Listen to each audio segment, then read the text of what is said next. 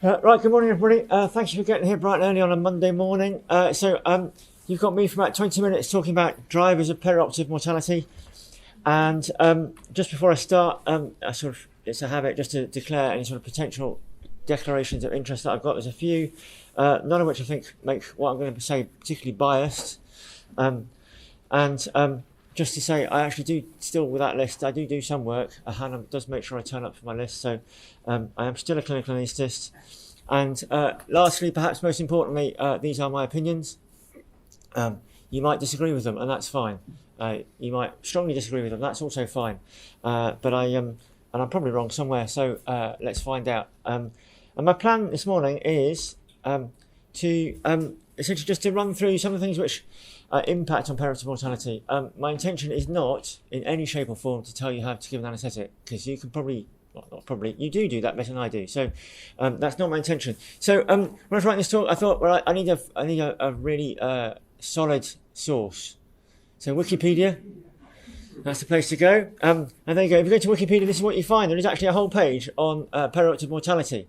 And this is the list of content. So you've got intraoperative causes, and then complications following surgery. I do love the last one, postoperative fever.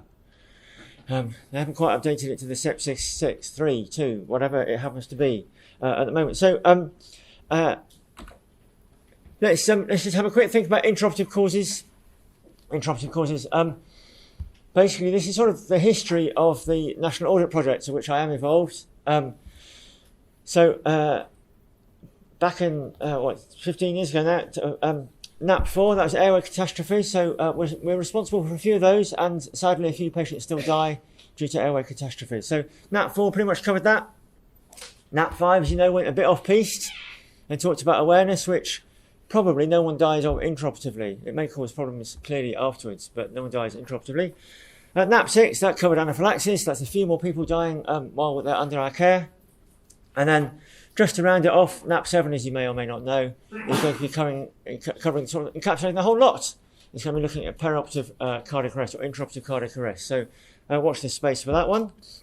So we've got these intraoperative causes. I'm not going to talk any more about those because they deserve a talk in their own right, and really they're to do with sort of anaesthetic management and recognition and that sort of thing. So, but I thought I'd try and sort of look at some of maybe a slightly askance view at some of the things which drive or are associated with perioperative mortality. Oh, I forgot this one. This one is sort of especially for Adam, who sat at the back in the manager's chair. So sadly, it is sad, the 3 people died after the Cardiff Half Marathon. This lady was the last one to die back in 2018 with what is described, according to newspapers, as a missed femoral fracture. And 12 days later, she went to theatre. It's not clear what she went to theatre for, but to fix her leg. And she died intraoperatively. So cardiac arrest, it does happen. The coroner could put this down, interestingly, to neglect. Not neglect by the anaesthetist or the surgeons who were involved in her care, but neglect by the team that saw her 3 times before she got to theatre. The diagnosis of her fractured femur. So we do have catastrophic events in theatre. But I thought I'd talk more about sort of post-operative mortality rather than the things that happen to us when we're there. So I'm going to talk a little bit about predictors, about things that we might go, well, beforehand, this is going to predict whether are you going to survive to the end of the month. The end of the month being the commonest metric that we have in terms of mortality. Clearly, some studies look at longer time periods. So, first thing to do as a patient is, if you don't want to die,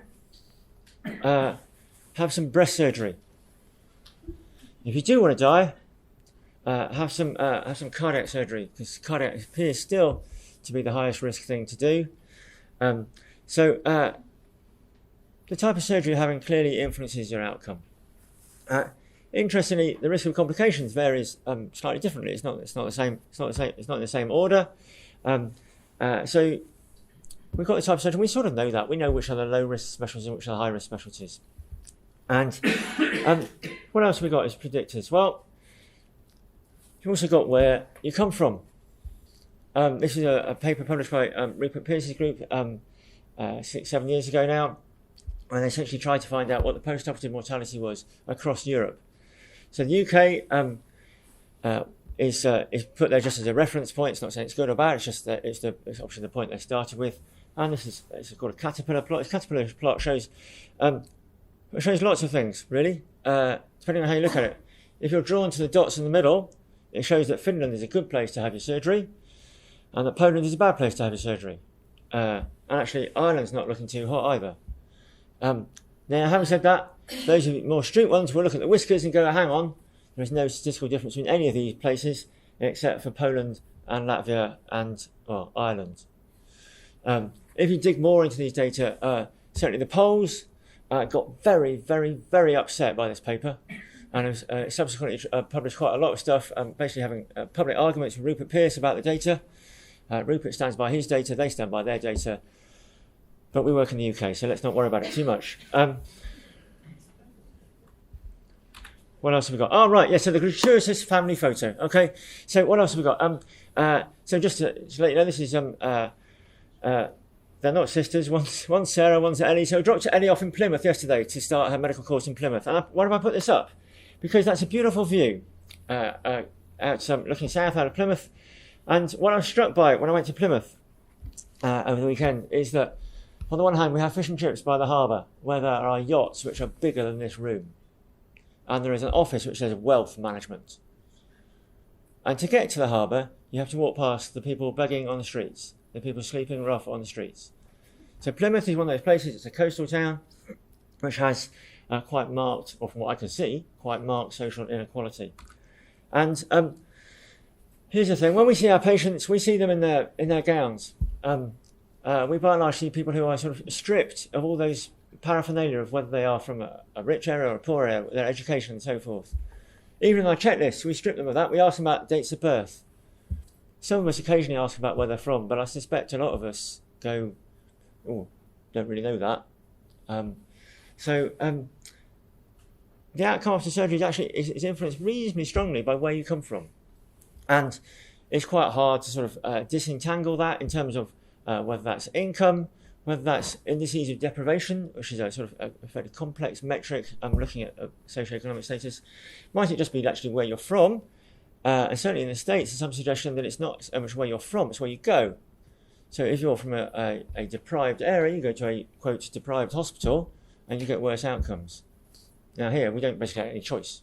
You go to where you go. But it might be where you're from. And what are the mediating factors for socioeconomic effects? Well, certainly comorbidity plays a part, such that, as we know, people from less well-off backgrounds essentially turn up with more comorbidities, which probably explains at least part, but probably not all, of why these folk do worse after surgery. So where people come from, not something we can influence, but it's something that we should perhaps be aware of. And certainly there's some evidence that people also present a little bit later. If you look at hip fractures, I've struggled to tease this out, but people with hip fractures, essentially people with from poorer socioeconomic areas, essentially present with the same comorbidities, they just present younger. So rather than being 85 with all their comorbidities, they present at 75. So socioeconomics, that seems to have an impact on how we're going to do afterwards. And just to put that into some sort of local context, I love putting maps up because you can instantly see, if you watch the audience, you can see people looking, where do I live? And where does someone else live? Okay? So this is an index of multiple deprivation. It's one of the deprivation indices, just covering our areas. I was thinking, I didn't overlay the map. I suspect this probably aligns with voting intentions as well. But essentially, if you think about where we live, ask your neighbour, where do you live? And I think you're in the blue bit. Okay? We're the posh lot. We don't live in the red bits, the bits with marked deprivation. So, just some thoughts on that. So those are some of the predictors, right? So let's think, well, okay, we can't do anything about that. They just turn up. They turn up in England. They turn up to our hospital. They're having this sort of surgery, and they come from this postcode. I can't do anything about that. So what might I be able to do something about? Well, so haemoglobin. Haemoglobin is quite trendy at the moment. So I'm not going to talk lots. There's one slide on it. Again, this is some work actually from the same study which looked at outcomes across Europe. And this is where all the push really is coming from around trying to get people's haemoglobin sorted out before they come to theatre. And essentially what you can see here, the one on the top, is that your mortality goes up when your haemoglobin goes down, okay? And you can argue where that threshold is. You can look at the curve for yourself. You can make your own decisions about where you think that curve is, where that curve starts, but it looks to be going up from about 12. It doesn't go very up much. And so hence the big push from preoperative assessment, if we can, to try and improve people's haemoglobin. What we aren't absolutely certain of yet is whether improving someone's haemoglobin pre-op actually makes a difference to their outcome, because there's some other work suggesting that if you take people who are anemic, they're not just anemic. They've got all sorts of other stuff going on wrong with them, and it's not just their cancer that's going wrong with them. So people who are anemic tend to have that bundle of comorbidities appearing alongside. So they've got cardiovascular morbidity as well. So we think that making people's haemoglobin is better is going to improve their outcomes. But there's quite a few trials going on at the moment to look at that. So that's perhaps a modifiable factor. What else have we got as a modifiable factor? Glycemic control. This one's got a bit more complicated. So I can't remember them. I think the magic number is 68 that I get phoned up about. They've got an HbA1c of 69. What do we do? All right, it's 70. All right, it's 75. Okay, so we got this cutoff, or this threshold, or this number, which came out of the association guidance, which is very sensible guidance. I have to say that because Dr. Nathanson wrote it. It's very, very sensible guidance, and it's probably not unreasonable. But the trouble is, maybe it's not HbA1c per se that is the problem. Because there is I didn't put it on this, didn't want to overwhelm you with yet more pictures, but there's a strong association, as you might not be surprised to know, between HbA1c when they arrive in the hospital and people's glycemic control in the first few days after surgery. That makes sense. You'd expect that. People with poor control have poor control. But when you factor all of that out, it would seem to be that actually it's the first 3 days of diabetic control, or glycemic control rather, which seems to matter, rather than HbA1c itself. So essentially, if you the biggest predictor is glycemic control in the first 3 days afterwards, and that's not related to whether you're diabetic or not. That is glycemic control per se. So that question I wasn't going to talk about checklists, but here we go. Right. So that question on the checklist about the patient's glycemic control is actually quite important, because it might actually influence their mortality. And we all quite glibly, including me, say it's the patient's. But actually, maybe we ought to be looking at that a little bit more closely. So I'm not in any way suggesting that we change the hospital guidance on how to manage patients in the pre-op clinic. I am suggesting to have a think about patient's glycemic control, not just whether they've got this magic number below 68 or above 68. So, glycemic control. So food for thought, I hope, on that one. Right, what else have we got? Oh, obesity. Right. That was so easy. It used to be really easy. Okay, we sat in pre-op clinic and we said, in a very person-centered way, your BMI is a bit high. That will cause you all sorts of problems. So we suggest you'll get your BMI down. And we were sort of right. Being obese, so higher BMIs, is associated with more complications. That appears to be true. So we're right when it says it causes more complications. In other words, it causes us a headache. But when it comes to patients' mortality, most of the data for this comes from cardiac, it also comes from medicine. There's a thing called the obesity paradox, which is that all you young, svelte things in here are at higher risk of poor outcomes after surgery than the bigger people. So mortality has a U-shaped curve. So and you can sort of see it from one of the figures here. There's lots of figures, but this is one of them. This one doesn't show the U as much, but look at where things start going up. So being obese is actually associated with a slightly better outcome when it comes to mortality. Nobody knows why. There's all sorts of words I could throw at you, but I don't understand most of them. Okay, but it appears to be real. It appears to not to be just be a selection effect. It appears to perhaps be a metabolic effect. So when we sit in clinic and say you're going to die because you're overweight, no, that's not true. So need to have a little think about that. Clearly, it does make our life more difficult. It makes their postoperative course more complicated. But for some reason, they seem to do better. So, one to ponder. Right, hypotension. Yeah, that's our bag. Yeah, we are the causes of hypotension. Let's get that clear. Yes, I know the surgeons bleed a bit. Well, they don't bleed a bit. Patients bleed a bit because of the surgeons. But fundamentally, most hypotension in theatre is either caused by us or not treated by us. We have to take some ownership of that. And there's a load of data now saying that hypotension, intraoperative hypotension, is associated with badness. It's associated with worse outcomes. And it appears to be a sort of a time sort of hypotension product. So in other words, the more hypotensive you are, the less time it matters that you're hypotensive.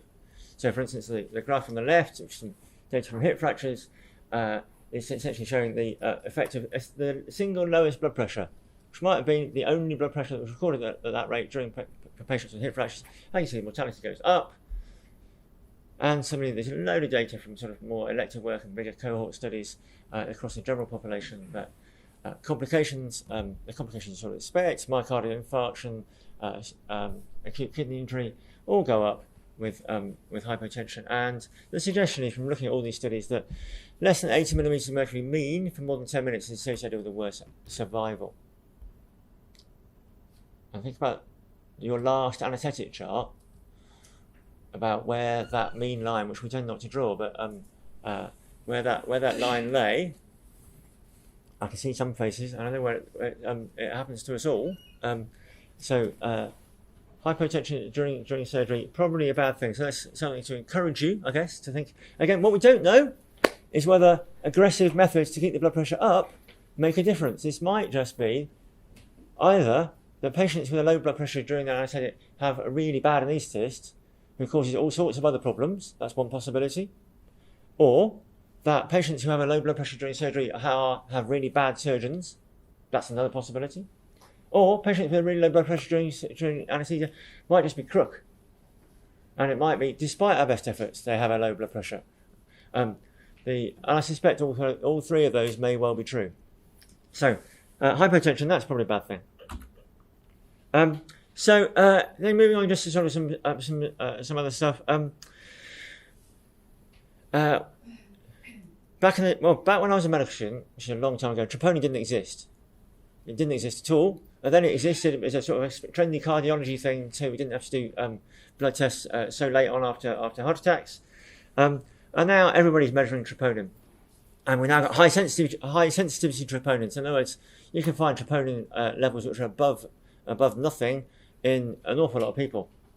And so there's some good evidence now that if you measure troponins in the first few days after surgery, patients who have a high troponin, whether or not they say they have had an ischemic injury, in other words, they say they've had chest pain, have they got ECG changes, these patients, when they've got a high troponin, these patients, they have a worse outcome.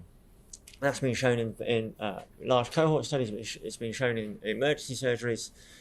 And what we don't know is whether that is actually a direct myocardial injury, such that they are getting these sort of perioperative myocardial infarction, sort of subclinical myocardial infarction, or whether it's just that the myocardium is responding to stress by releasing troponin in the same way as the kidney is responding to stress by perhaps developing AKI, and the liver is responding to stress, and the gut is responding to stress.